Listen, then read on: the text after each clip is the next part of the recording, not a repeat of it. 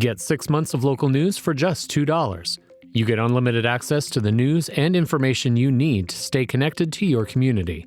Visit inforum.com/subscribe to get 6 months of local news for just $2. You're listening to Plain Talk, the voice of North Dakota politics. I'm your host, Rob Port. If I sound distracted, it's because I've been busy covering this story all morning. I'm joined by my co-host, Chad Oban. He's right of center, I'm left of center, both sides of the political spectrum. I think it's cathartic. I think it's a necessary and proper debate. I'm glad we're having it. And honestly, we have to do better. Okay, I don't know why I'm getting blamed for this, right?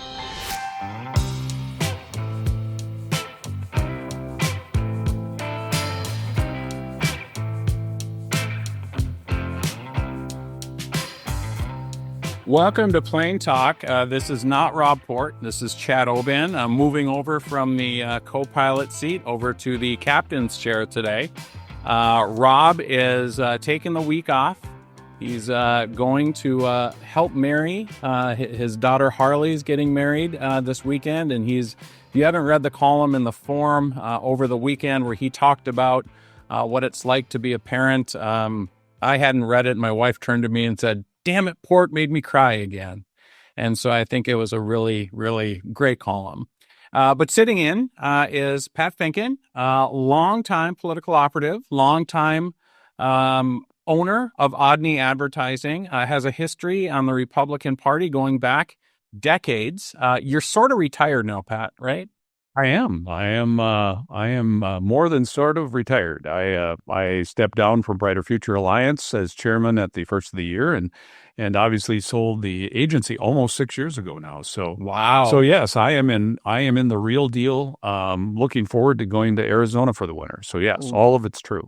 Very good. And just a heads up for listeners, because I'm in charge, I managed to screw up the schedule pretty good. So we're actually recording Friday's episode first, and then Wednesday's episode after Friday. So if it feels like we're confused on the timeline, we actually know what's going on in the real world, but we're just recording this with a goofy timeline. Before we get into politics, Pat Finken is decked out in Vikings gear today. He's celebrating the return home of Carson Wentz and the big win on Sunday. I'm a Vikings fan. I'm not decked out in Viking stuff, but Pat, you're wearing it proud. Yeah, no, absolutely. I was at the game. I had planned to go to this game anyway, and of course the fact that Carson got to start and had a really, really solid performance. Obviously overshadowed by the defense, just absolutely blew the doors off the place.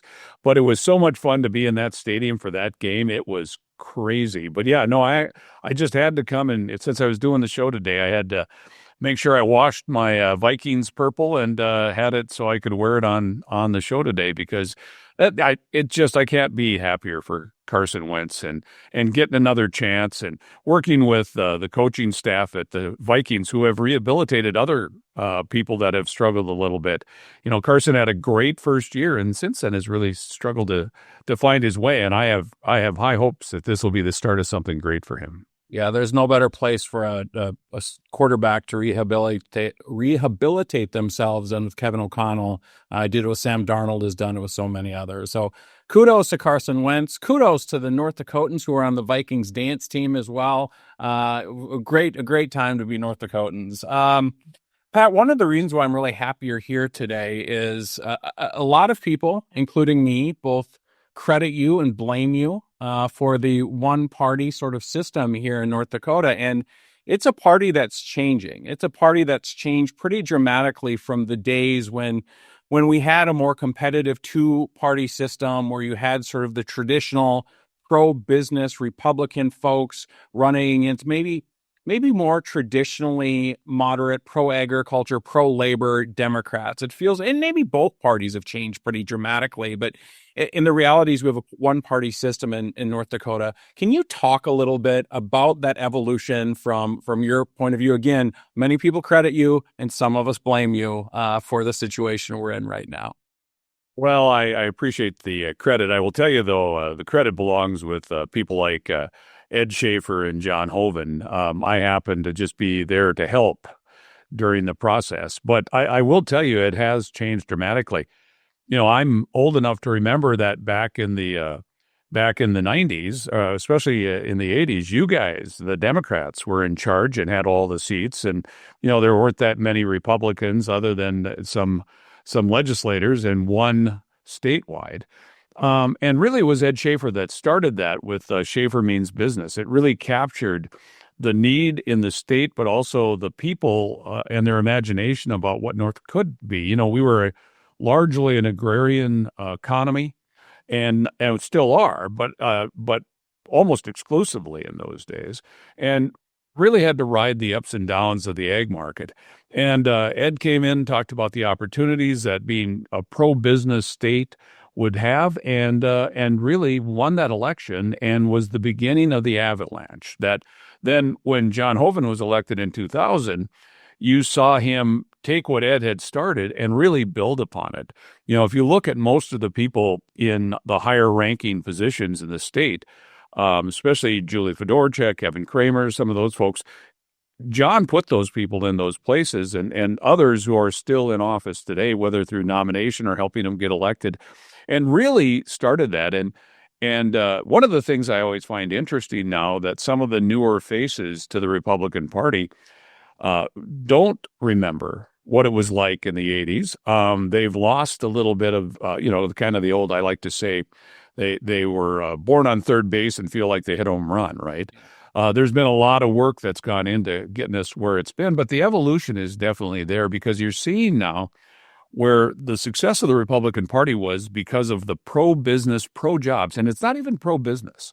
I will tell you that, knowing Ed and John especially, it was about jobs. It was about more good-paying jobs. That was the driving force, especially in John's case, why he ran in the first place. And also the success he had was creating an environment where we would get more good-paying jobs, and that was the basis. Fast forward to 2020 and beyond, you're seeing an evolution in the Republican Party where, we are now more of I don't know if it's the majority. It's certainly the louder members of the Republican Party are more populist, but we are seeing this evolution, this change. And evolution implies somehow it's good. I'm still a pro-jobs kind of guy. But the bottom line is that, a good example of how we've moved away from that, and maybe in opposition to that pro-jobs mentality, is the North Dakota Chamber, the Greater North Dakota Chamber, just came out with their scorecard, and they had a dramatic increase in the number of people who did not get a passing grade in their scorecard. That 10 years ago would have been unheard of. Yeah, Pat, I think it's interesting when you talk about Schaefer, you talk about Hoeven. I grew up in politics when we had Kent, Byron, and Earl in the congressional delegation, right? And one of the things we always talked about there is, man, we need the governor. The governor can create that bench. The governor can appoint the Julie Fedorchaks, the Kevin Kramers, all those different people. And it's different when your whole party's in Washington and your leadership is in Washington. But I think another thing that happened really good for the Republican Party in North Dakota that helped their brand is we discovered oil in Western North Dakota. And it's always really good politics to be able to cut taxes and increase services. I mean, that's good politics in any environment. I understand that, you had to be in position to take care of those things, but there has been some things that maybe are out of the Republican Party's control that have worked to their advantage. Well, no question. I mean, we've been blessed in this state with abundant natural resources, the ability to have a strong ag economy, a strong energy economy, and oil is one of them. Of course, coal and wind and all these other things. So they were all there, but there are a lot of states that have that. Look at California, for example. California, when it comes to oil potential, has far more oil potential than North Dakota has. They're going the other way. So, I mean, it is that combination of having the assets available, but also understanding how to put it to work. And that's where that combination, it also, quite frankly, when it comes right down to it, it was the business people, the people who take their capital and invest, whether in North Dakota or someplace else, but put it here to go to work, and a regulatory environment that mattered. We wouldn't have fracking in this state if it wasn't for the right regulatory environment for them to do that. So there are a lot of things that come to this. It's not exclusively a Republican thing, but it's also not because of the Republicans. It took all those things working together. When I often worry about North Dakota and what's happening with the national politics, that, again, we used to have pro-oil, pro-coal Democrats in Washington, not just from North Dakota, but also West Virginia and Montana and other places. And as we've gotten so much more polarized, there's an advantage of having Heidi Heitkamp or Byron Dorgan or Kent Conrad talking to those people on the far left about why coal is important, why those jobs are important, why oil is important. I mean, these things are really important to making our state go. And I think sometimes people on the left don't connect the fact that we can pay for schools because of oil. We can pay for infrastructure because of coal. And we can pay, and there's a lot of good union jobs out in coal country of people that used to support people on the left side. I worry that we swing back, right? I mean, we know this pendulum, especially in Washington, will swing back. And do we have a situation in Washington now where, Trump is trying to hurt everybody who's against him? People on the right will say Biden did stuff to hurt the energy industry as well. What happens if the Democrats get elected in 2 years, which might be the case, or the Democrats take back the House, or the Democrats take back the Senate in 2 years, which are likely scenarios in an off-year election? Are we just going to just be punishing each other back and forth? I mean, that's my concern, Pat, in the big picture of things. Well, I absolutely, I worry about that mentality that we're going to punish each other and it swings back and forth why who's in power. That's not exclusive to us. If you look at what's happened in other democracies around the world, that's kind of how it plays there too. But energy policy is a different story. Climate change has become a religion. I read a book by Obama's energy czar, right? And he talks about how their side of the equation overblows the danger, right? They take the worst case scenarios, and that's what they talk to scare people into following them from a political standpoint. His point being is that, the reality is somewhere in the middle of these extremes.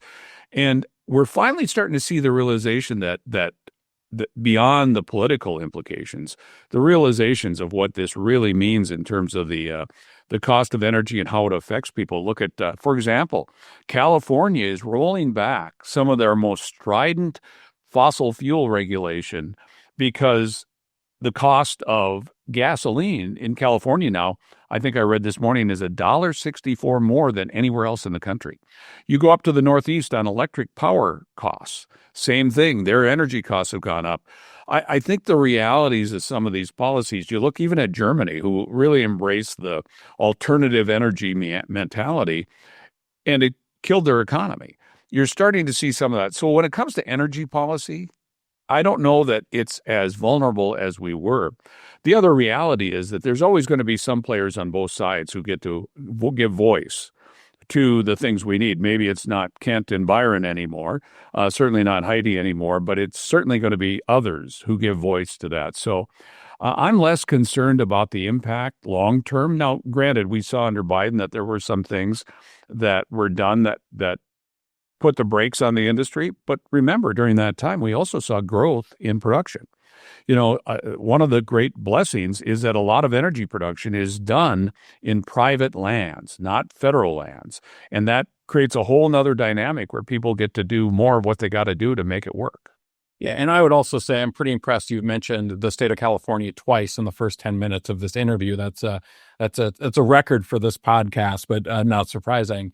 I think your point, though, about energy and climate change on the opposite side of that is, one, you've got the left who may be climate change religion, but on the other side, we had for too long, there's not, the hell no, there's nothing going on. So rather than having real conversations about carbon capture and real conversations about what does it look like to transition to some of these things, you had the polar opposites. Let's get rid of all fossil fuels versus nothing's happening with climate, so we don't have to do any of these things that are a little more expensive. I think now we're getting to a point where we can have a real conversation. I mean, carbon capture, if we're going to get to where I think we need to on climate, carbon capture is the way we do it. We're not going to do it just by, I have an expectation, Pat, when I walk into my house that I'm going to turn my lights on and it's not going to cost an arm and a leg to do it. Americans aren't going to say, that's just the reality of the whole thing. and I hope you're right. I mean, I am also reminded that a coal plant closed during the Trump administration. So maybe we put too much juice on the president who's in charge on energy, because we're always going to need energy. Again, I think to my Democrat friends, this is how we pay for schools. This is how we pay for infrastructure. Let's do it as clean as possible, but make sure that we have this industry in our state forever and ever. And one of the things I'm always quick to point out is that, one is anything we do here or even in this country is going to have a small effect, if any, on climate change, because, of course, it's a small piece of the overall puzzle. But overall, America still produces the cleanest energy.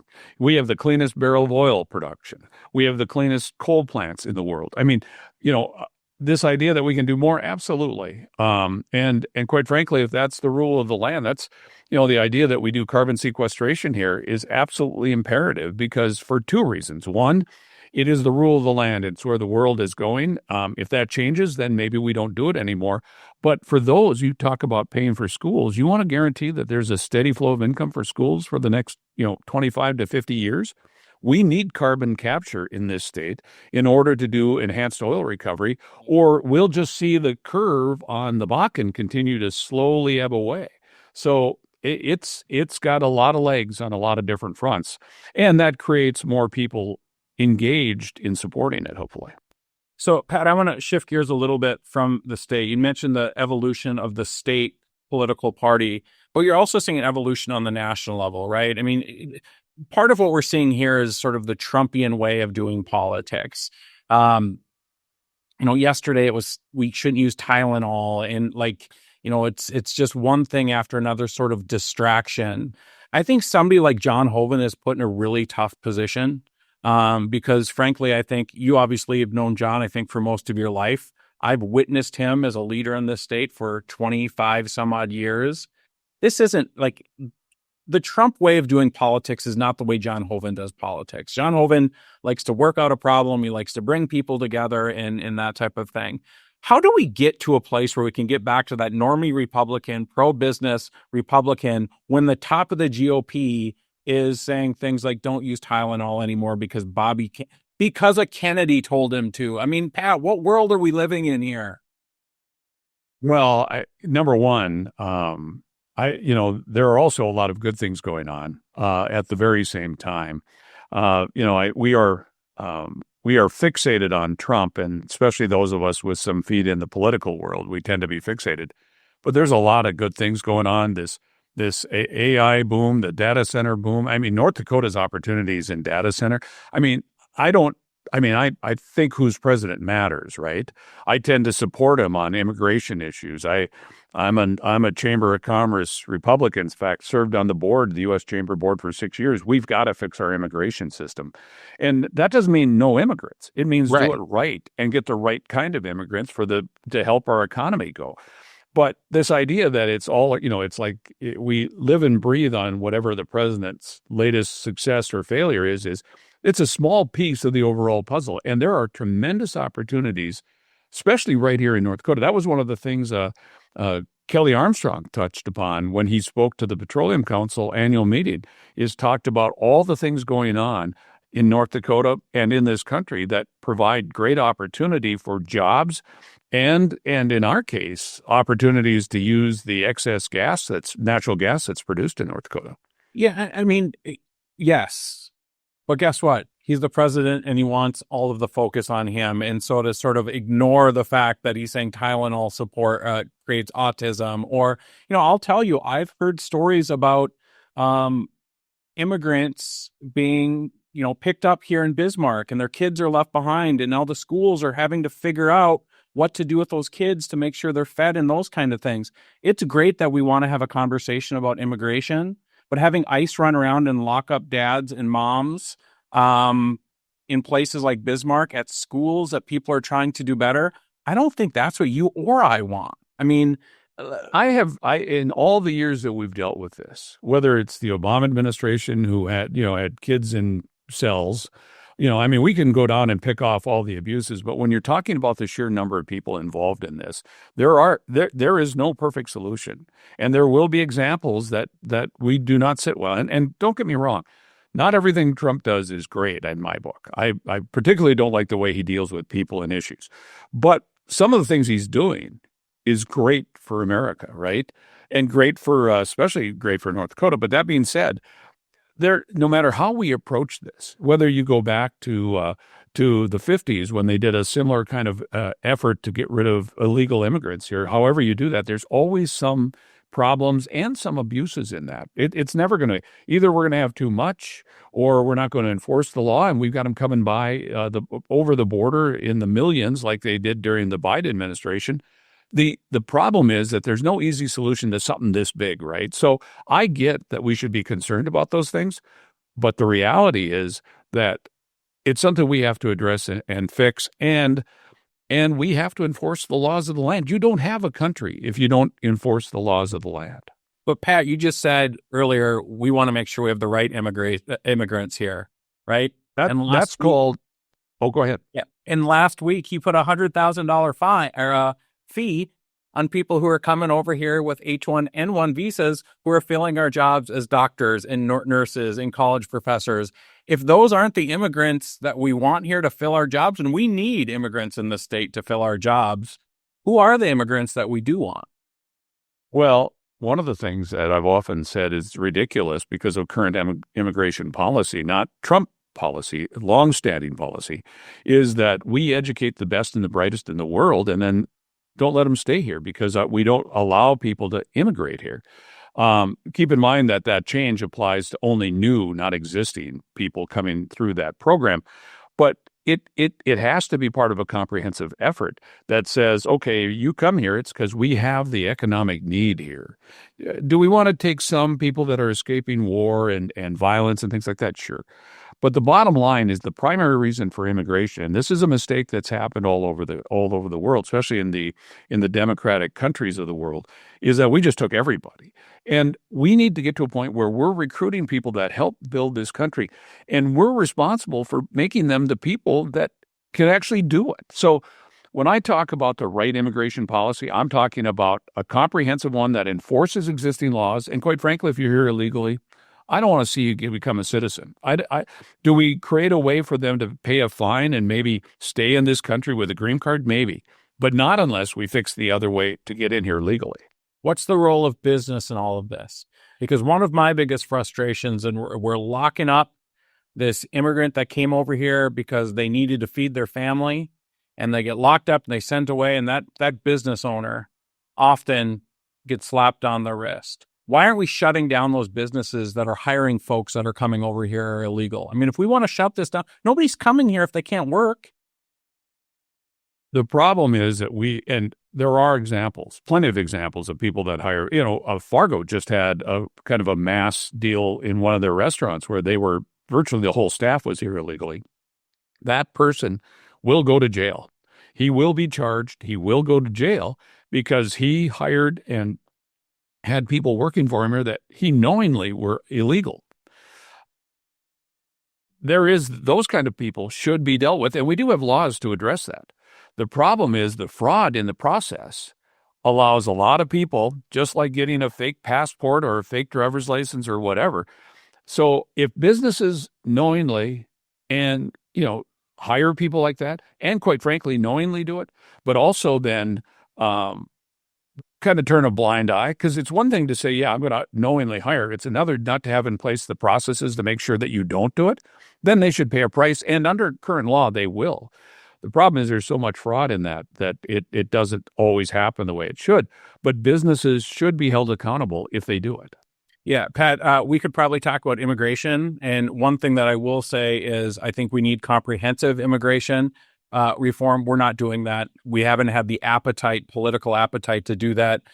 We have Republican majorities in the Senate and the House and a Republican president. They should do something comprehensive, just like when the Democrats were in charge, they should have done something. But we could talk about this forever. And Pat, I got to tell you, I enjoy talking to you. This is fun. But we're going to take a little bit of a break here and be back on the second half of the podcast with Justin Kringstad, who's the executive director of North Dakota Pipeline Authorities. Lots going on with pipelines in the state and this country. So we'll be right back. Hey, Plain Talk listeners, have something to say? Call or text Plain Talk with your questions, comments, or headlines you want us to cover. Just dial 701-587-3141. Leave us your message or shoot us a text with your name and location, and you could be featured on an upcoming show. Hi, my name is Ashley, and I am in Jamestown. Hey, Rob and Chad. My name's Tony. I live in Grand Forks. That's 701-587-3141. Call us, text us, vent, praise. We want you in the conversation. Thanks for being part of the show. Now let's get back to today's episode.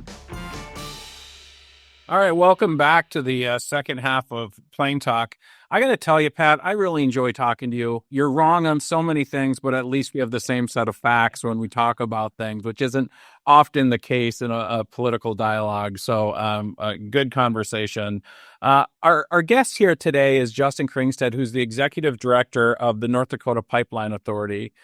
Justin's been in that position since 2008. And as I was thinking about this interview, I was thinking, man, Justin's job has probably changed a lot since 2008 in dealing with pipelines. It feels like, and maybe I'm naive and I'm just more aware of it now, that pipelines are so controversial. I mean, you have DAPL, you have Keystone, you have Summit, you have all these different things.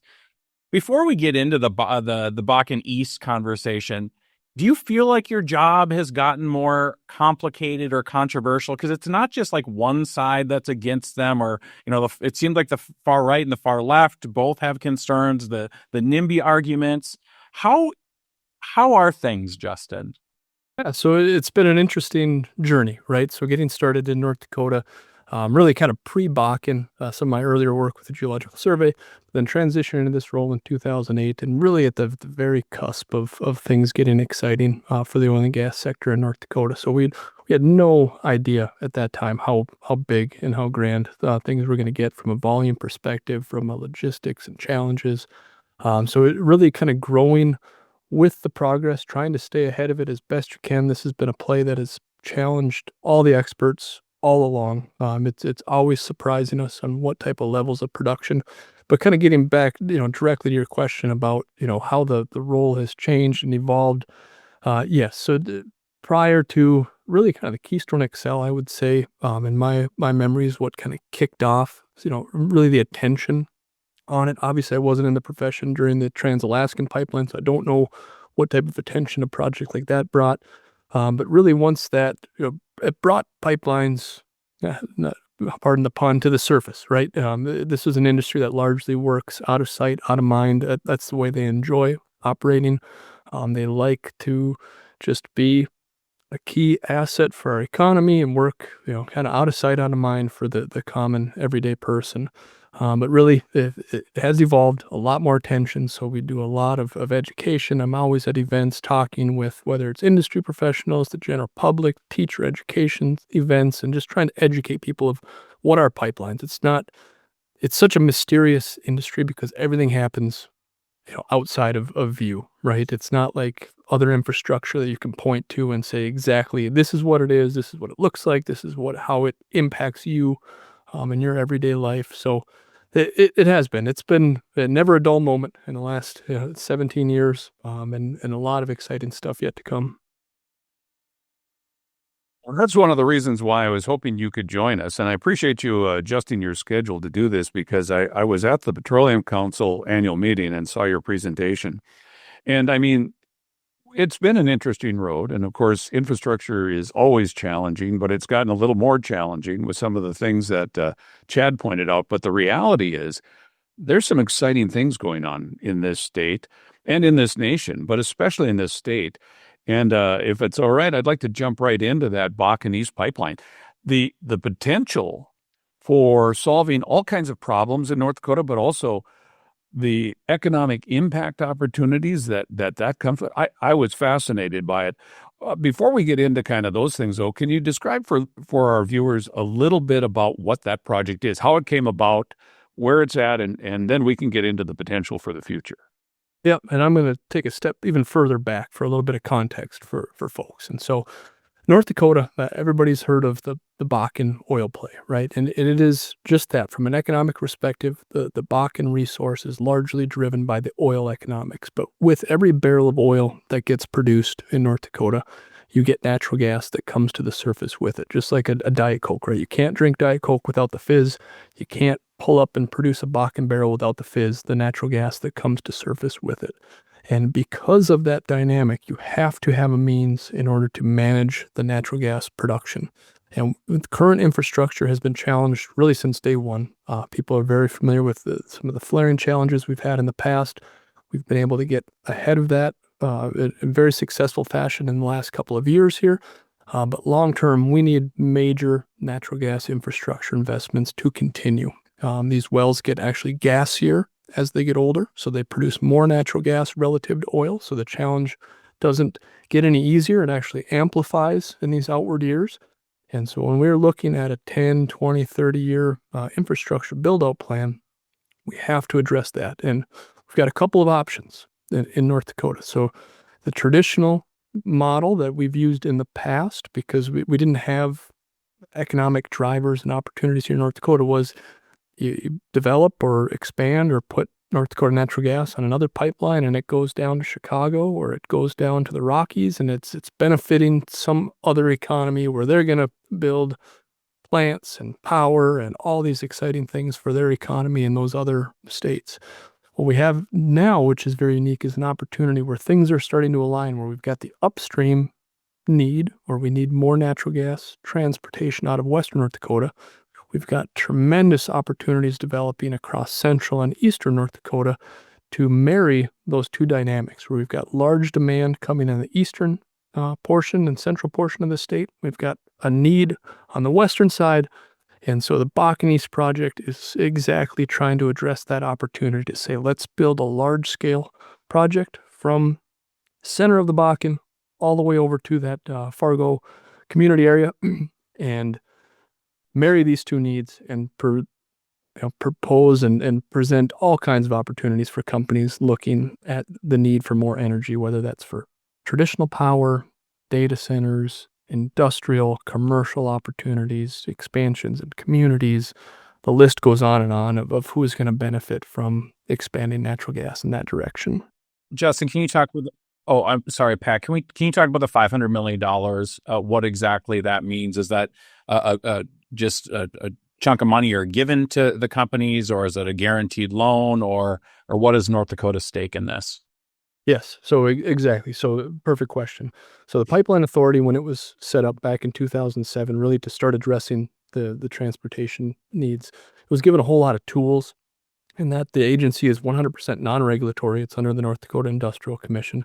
And so it's not approving projects, but it can support through various mechanisms. And one of those tools is the ability to participate as a shipper on a pipeline system. And so pipelines, with their basic business model, they operate just like UPS or FedEx does, where if you open up a UPS truck, it's filled with Amazon, Walmart, it's other people's goods that they're just transporting for a set fee for that haul. Pipelines work in the exact same method in that they provide service for others to ship on their pipeline system. Any new pipeline project, pipelines are extremely risk averse. Once you put a pipe in the ground, it's not like a truck that you can put someplace else, a storefront that you can change into something else. So they want firm upfront commitments, typically for 10 to 20 years from shippers before they'll ever build a new pipe. And getting industry to sign up for firm, long-term take-or-pay commitments has been challenging. So one of the tools in our toolbox at the Pipeline Authority is the ability to participate as a shipper on a pipeline system. And so the project that we're talking about here, Bakken East, it's roughly a billion cubic feet of natural gas capacity. And so a very, very large system. North Dakota has the opportunity to participate at roughly a 15% of that, kind of in that 150,000 cubic feet, MCF, 170 million cubic feet, somewhere in that ballpark. So we can provide the intent there, the way the legislation is written and kind of perfectly aligned, is as a bridge. So as a shipper, the state would take capacity along with other private sector to get the economies of scale necessary to get a project commercially viable. And then as soon as that capacity is in the state's hand, we immediately change directions into trying to release that capacity. Our goal is that when this project comes online in late 2030, no dollars are spent until 2030 by any shipper, the state and others. And so in 2030, we will have already released our capacity in full so that not a single state dime is ever spent on the project, and that other private sector companies that are still a year off from making decisions, 2 years off, in this 5-year window, that we can just, again, take it, make sure the project gets moving, and then release it immediately. If we're still holding capacity when the project is in service at any level, we can then work with private sector gas marketers to monetize that, to try and minimize any exposure for the state. And absolute worst case, if everybody sat on their hands and did nothing, then you're obligated to pay that commitment that the state has made. But the intent immediately is to get this in other private sectors so that no state money is ever spent. So to really give people perspective in why this is important is it's my understanding that if the Grand Forks Ag project comes to fruition and happens, that's really it for the available industrial gas in the valley. And if we don't do something over there, the opportunity for growth, whether it be power development, industry, any of those kinds of things, is gone. Unless we build a pipe over from Minnesota and tap into something that's already, quite frankly, in high demand. So if we don't do this, the economic opportunity in central and especially eastern North Dakota is greatly hamstrung, correct? Yeah, so when you think about North Dakota, there's really a sharp line that's drawn kind of in that Bismarck to Minot area, where east of Bismarck, the pipeline infrastructure from western North Dakota moving east is extremely limited. It really just serves Steele, Jamestown, just the communities along the route. It has no incremental capacity to serve any type of meaningful load. Eastern North Dakota today, Fargo, Grand Forks, they are fed with Canadian natural gas. There's really very little to no North Dakota gas that makes it to eastern North Dakota, those communities. So if you are a new industrial user, power, you've got two options in eastern North Dakota. The first option would be for your project to put someplace else so that you don't have natural gas issues. You could put it in Iowa, you could put it wherever. But if you do need natural gas in eastern North Dakota, you can say, okay, I can expand and commit to a new project that's just going to buy more Canadian natural gas coming down into the Red River Valley off of a system that exists over in Minnesota. It would have to be expanded. There's an expense there.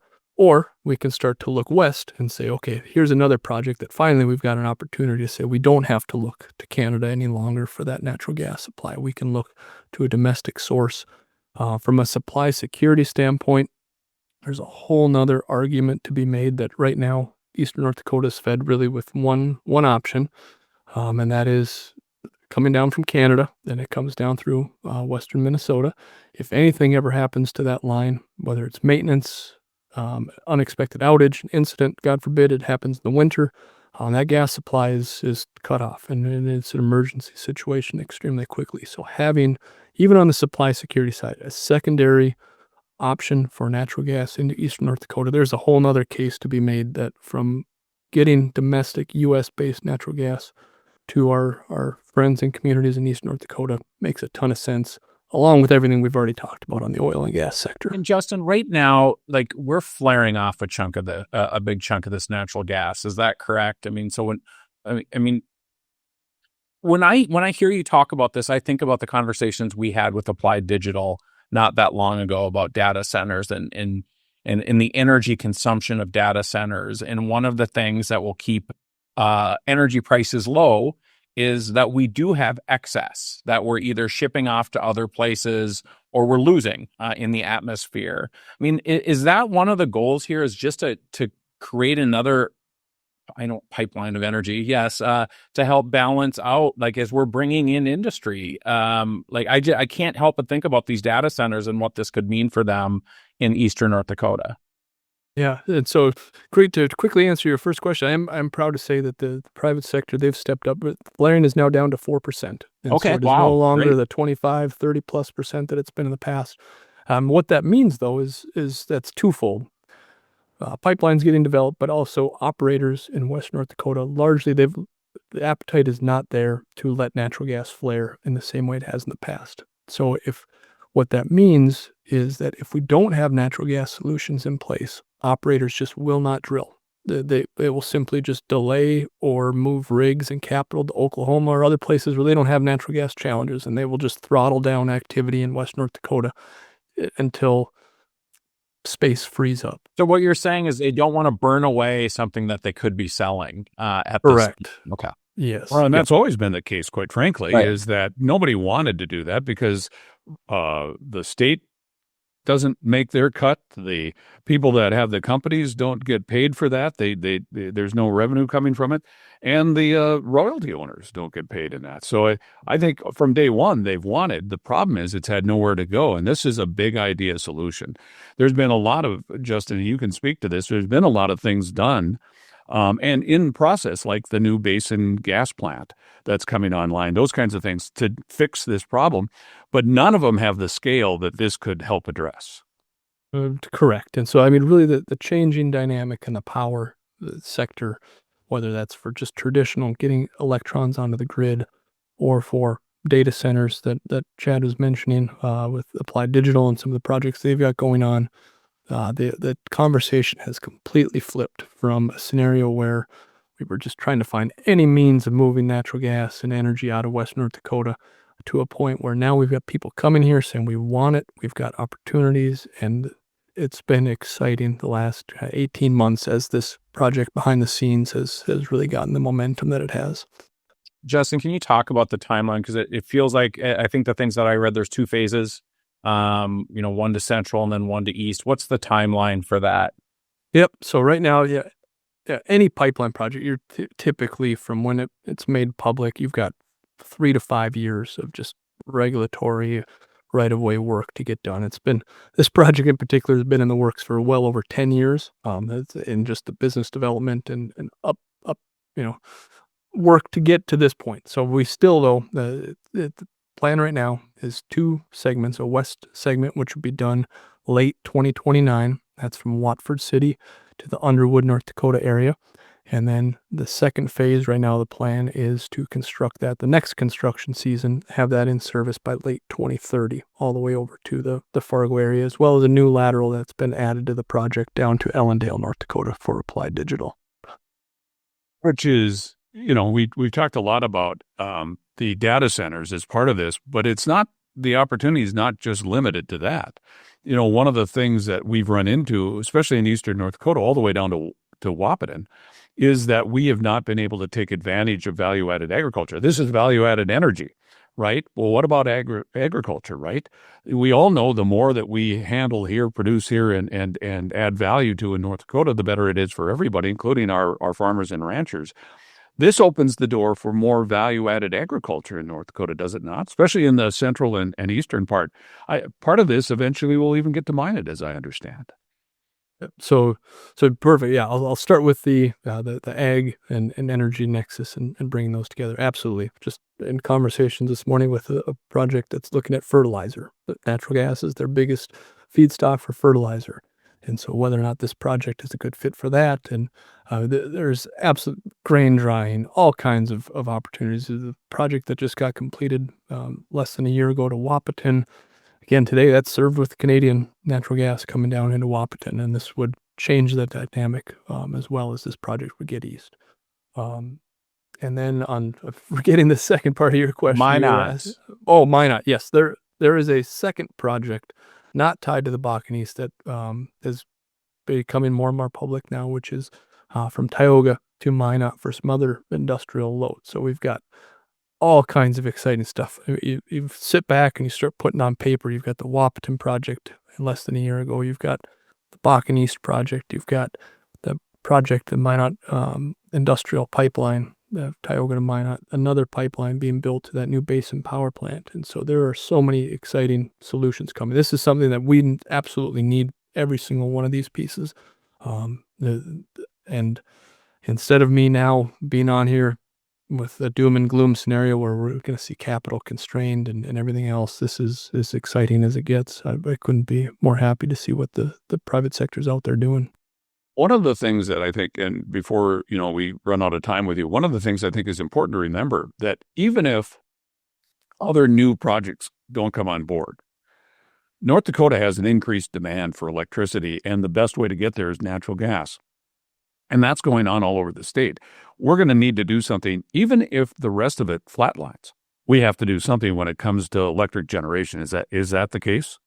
That is, and I'm certainly not a power expert. I've got a counterpart on the North Dakota Transmission Authority that understands everything on that dynamic. But yes, everything that I can see and read and hear is that power across the U.S., North Dakota, we've got the energy, we've got the workforce, we've got the wherewithal to make some of these projects happen. And then again, moving those electrons, whether it's to Minnesota or other directions.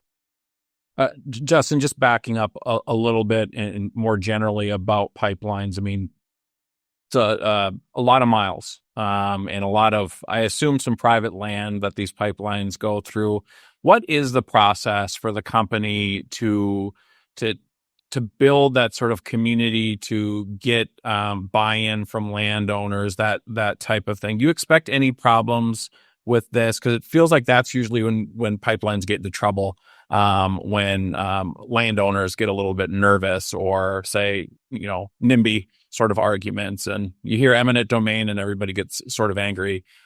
So what is the process to make sure landowners are on board? Yep. So it's up to the private sector. Obviously, they go out.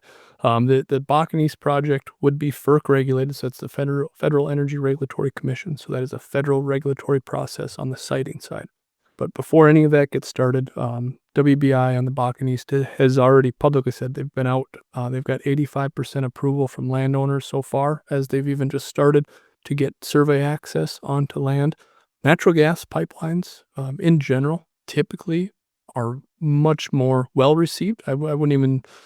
Communities want these natural gas pipelines for their hospitals, schools, ag opportunities. So natural gas does not get wrapped up into some of the muddiness that some of the other liquids and pipeline systems that we've seen do. Justin, are they physically smaller? Is a natural gas pipeline, or is it about the same size as an oil pipeline or something like that? It depended by this. This will be a large pipeline, so 36 inches in the west, 30 inches. That would be some of North Dakota's larger pieces of pipe. And the relationship. So WBI does have existing pipes. So if they have a name, they've got a face, they've had a presence with a lot of these landowners. Some of the pipe will just follow existing corridors, and so landowners that have become comfortable, they know the company. It's been a North Dakota base over 100 years now of providing natural gas service. And there are communities that, we'll just say Beulah and Hazen are a couple of examples that have been very vocal. They want these pipelines to come to those communities. They want these pipeline systems coming to them. So does the landowner get paid?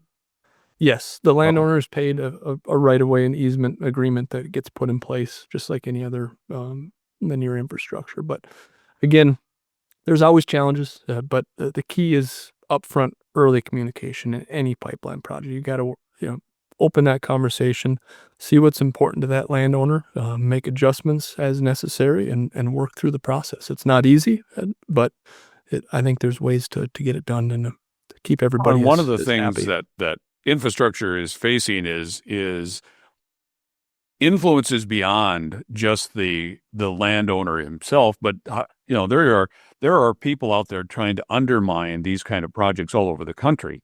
You talk about whether it be people that are opposed to fossil fuel development of any way, shape, or form. There's even foreign players that are doing this.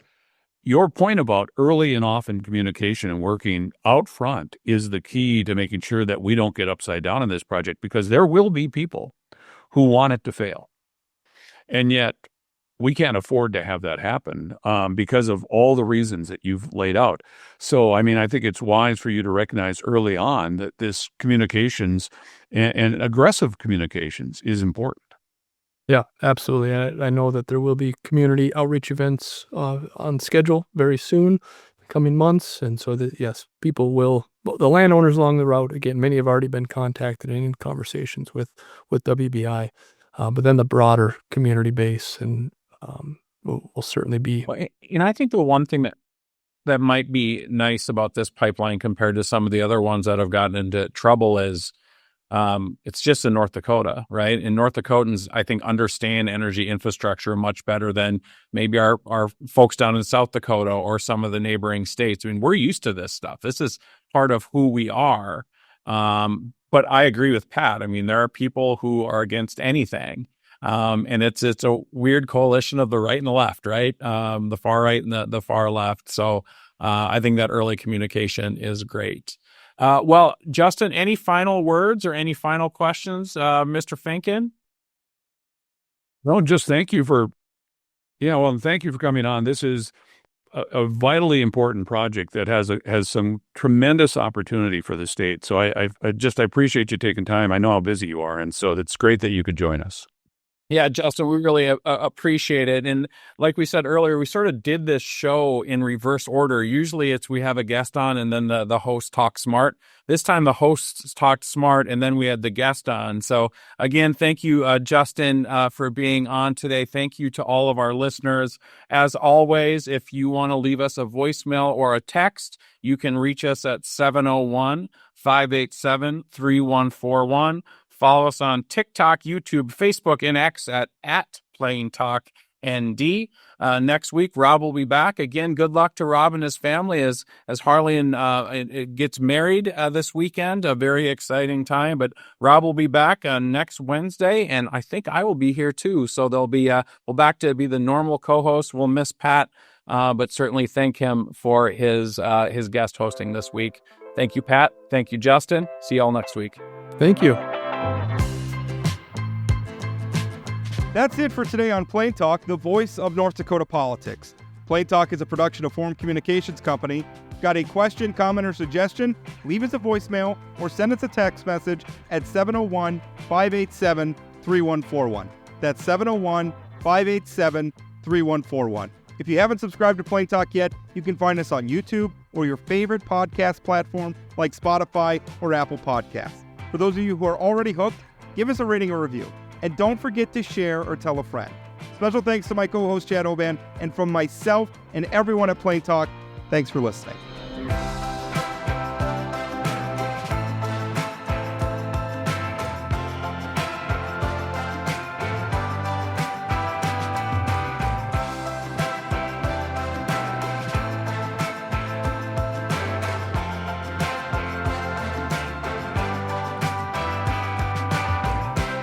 I hadn't read it. My wife turned to me and said, "Damn it, Port made me cry again."